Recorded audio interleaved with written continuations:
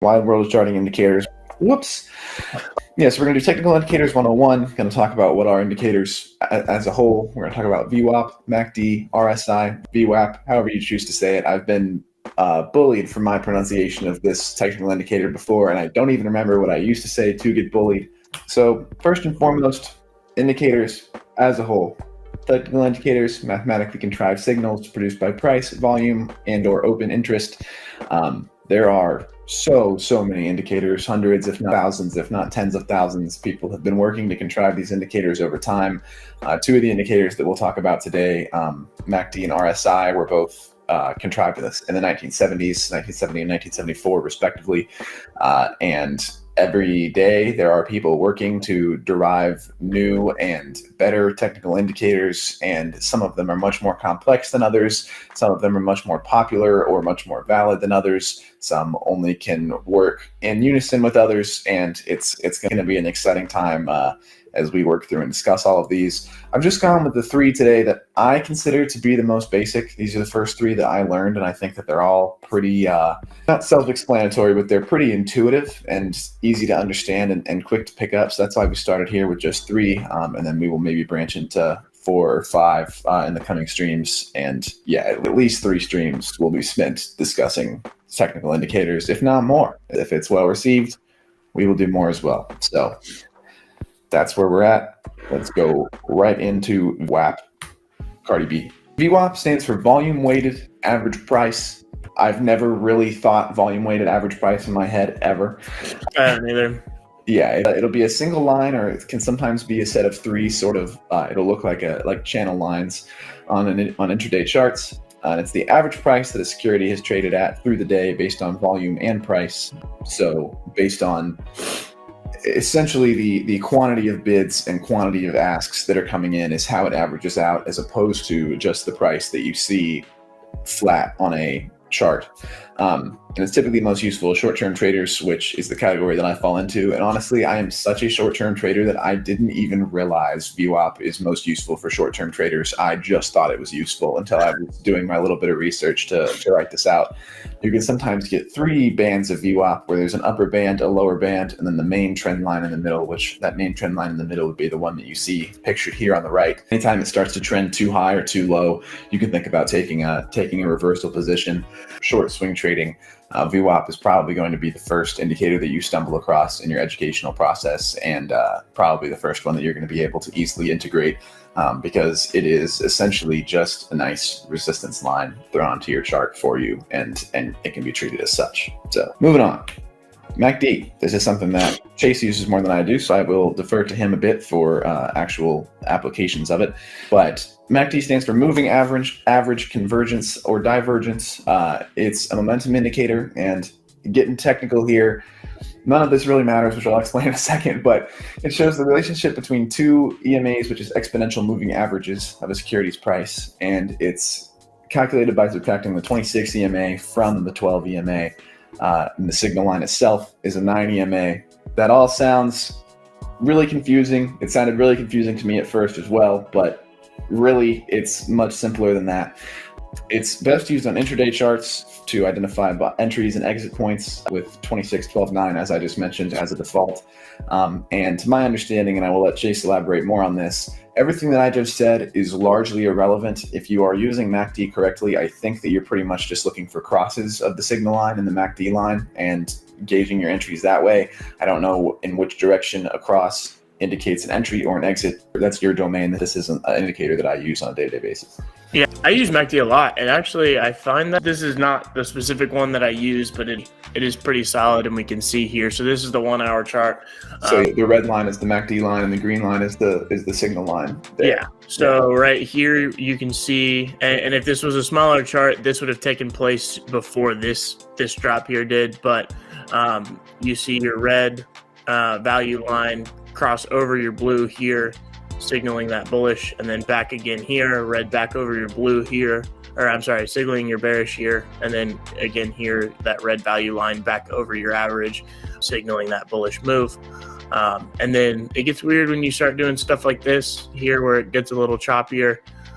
But I mean, even up here, you can see it happens again.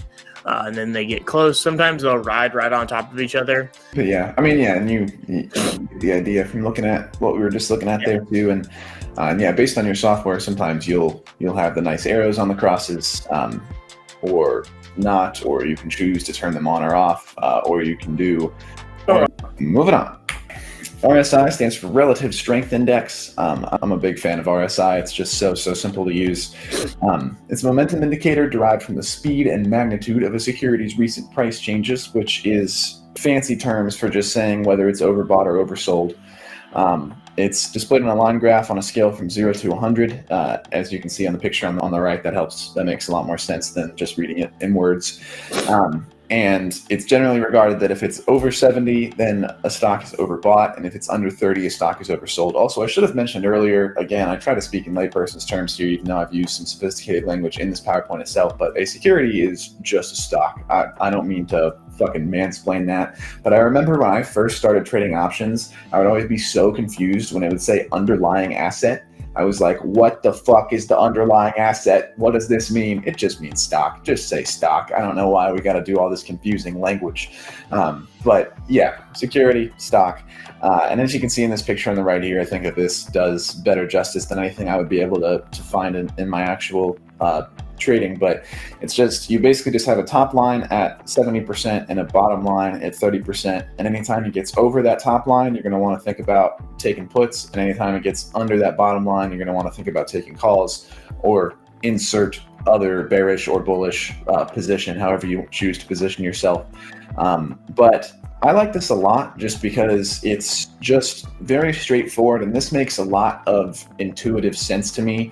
A momentum indicator that just says, holy shit, a bunch of buying just came through. And if there's no reason for that, then you can seriously start to think about situating yourself in a bearish spot and probably have pretty good luck.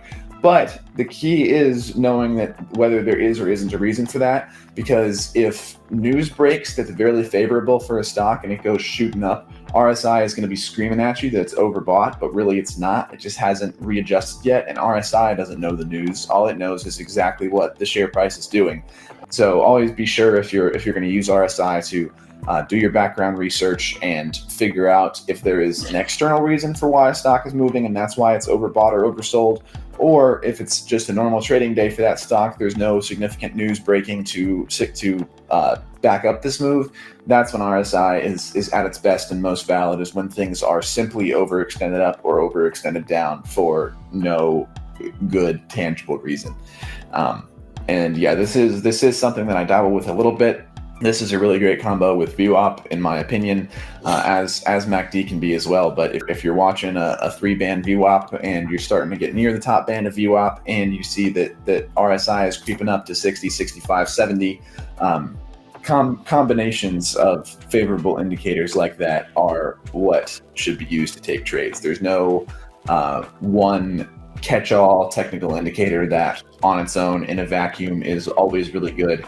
It's always a better idea to have as many indicators working as you can tangibly have, and then in that way you can find the best trades. So yeah, I'm a fan of combining this with other things. And also on its own, if you just ever want to have a good idea about whether a stock is overbought or oversold, pretty solid spot for it. And as we talked about a lot with patterns, they're only valid on the time frame that you find them on. Such is true with technical indicators as well. If you're looking at 4 or 5 months of data and something is overbought, it's probably going to take another month for it to come back down. So always evaluate that as you pick your everything. But all in all, I feel that this is a really good and very easy to understand indicator, despite how confusing articles will make it sound if you try to educate yourself on the internet. Do you use RSI at all? I do not. I think at one point I did, but no, I do not. I'm a big fan.